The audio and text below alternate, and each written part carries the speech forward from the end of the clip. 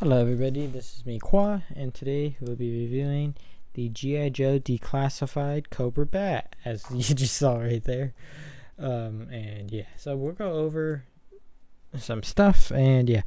Now, I guess I should give a little bit of background.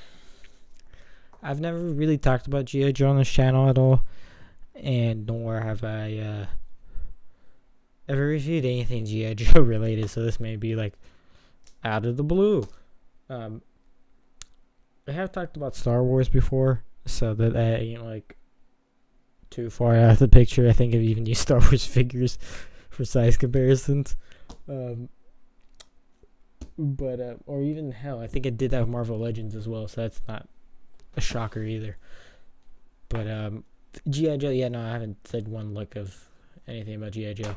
And that's because I'm not like a die-hard G.I. Joe fan. Hence why I didn't. Well, I actually did want to support that his tank, mainly just because it kind of looked cool. And then that Cobra Commander almost got me to do it, but I would have been so freaking broke. Thankfully, I didn't decide to do that, and I spent my money wisely. But yeah, and yeah, I did get the source. We'll talk about that in another video. I did back that, so yeah. But yeah, so this is the bat. And the reason why I've been collecting some of Declassified is because there are certain characters and designs I do like from G.I. Joe. The bat is one of them. Another one's the Cobra Viper. Fucking love it. Pretty much anything that looks kind of like the dome-faced Cobra Commander, I fucking love. And also that type style of Cobra Commander I do like, so. I actually haven't got his Declassified figure because I kind of waiting to see if I can find one of the repaints that they had for him for like a decent price, because I prefer that over the regular retail color scheme. But that's me. But yeah, so this is him, and the bat, and yeah, so you can hold the gun in both hands. I'm not going to take it out of this side, but what I will do is I do have this other Cobra bat, and we'll talk about that one in a separate video sometime later, just because, yeah. Oh, wait a minute, no, that wasn't the whole point of bringing that out. The point was you could fit it in the holster, and I just wanted to show you that you could do that. And now I'm going to take it out. Or attempt to. Shit, this one's... that one was really tricky to get out. You can take this backpack off. It comes with a flamethrower, some laser thing, and then a claw hand. In addition, his chest piece does come off, revealing like the circuitry there. It does come with a battle damage chest piece, which has a little bit of silver paint there, very subtle, but does have it. I wish there was more of that silver paint just throughout here, just to give it more of that illusion of battle damage. In addition to that chest piece, you could also pop off his head. And there we go. We got the battle damage head on there, which that looks fucking cool. I like when figures do that. They give you options. It's neat. We'll go over the hands now. So you just pop it off here. Pop off the hand. Place it on, and you got the flamethrower hand. We'll go through all the hands here, and then we'll go over articulation, because Declassified, and I think it's the Power Rangers line. Oh, they kick fucking ass when it comes to the articulation. And it's just like, holy shit. It's like on another fucking level. Okay, then we got that there. Perfect. Okay, now we got all those. I'll just put them back. When we do review the other Cobra Viper, I won't really do the accessories. I may take out one of them because one of them does have some paint apps on it, just to show you that. But yeah, no. Because when we talk about the Python Patrol one, I'm gonna kind of rant a little about that. I'll probably do that like, and like that one I'll probably record the video with this batch of videos, but I won't release it with this batch until like much later, so that way don't be like, oh, you're reviewing the same figure twice in a row. So yeah. You got a double jointed elbow, so you get that nice bend. You get that beautiful butterfly joint, and let me go check to see what the hell the cat's doing, so I'll be back. Okay, well, the cat was just being cat. So, anyways, let's get back with this.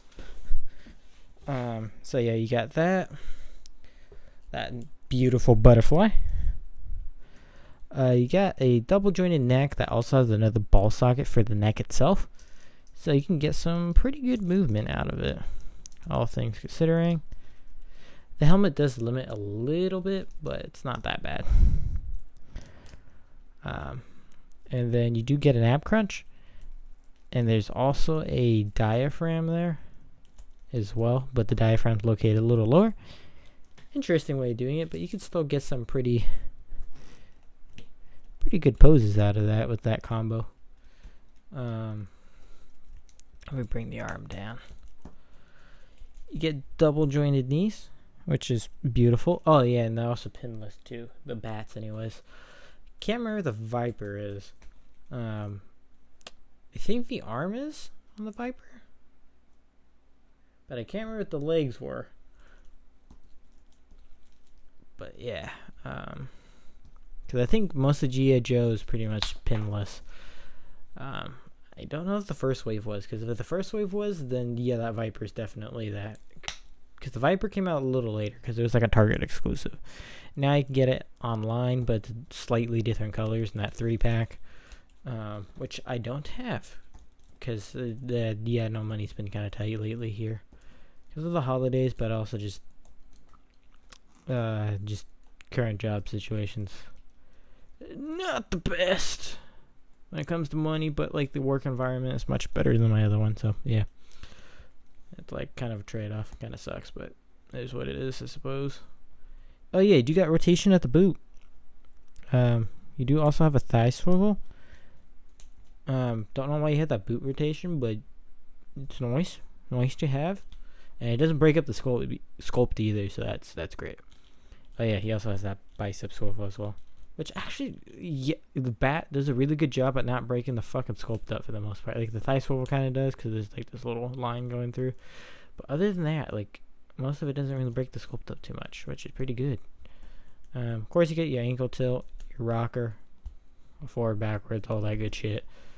And yeah, no, I'll do some size comparisons here. Here he is next to the Renew Your Vow Spider-Man. Here he is next to a Clone Trooper. The Black Series does run smaller scale for whatever reason. I've noticed. That's just kind of how it goes. And then here he is next to Red Soundwave, which is totally out of scale with everything. But yeah. I do actually highly recommend the Cobra bat. Mostly due to the fact that it's just a really good figure. Like, it's honestly can't really go wrong with it. It's pretty posable. It looks fucking cool. Has some cool accessories. It's just a fun time. Like, this is probably one of the best things out of Classified so far that I've bought. All the sneakers I've gotten from Classified are pretty good. Because I have the first Timber box set, and then I have the Wave 1 Snake Eyes. And then trying to think what else I have. The first Viper, and then I have the Python Patrol Viper. Also that Python Patrol bat that you saw earlier. But yeah, I'm trying to think what else I have, because there's something else I have from Classified. I just can't think off the top of my head right now. But yeah. Anyways, I do recommend this for you guys. And yeah. Anyways, it's been me, Qua, signing out here. Peace. You guys have a good one.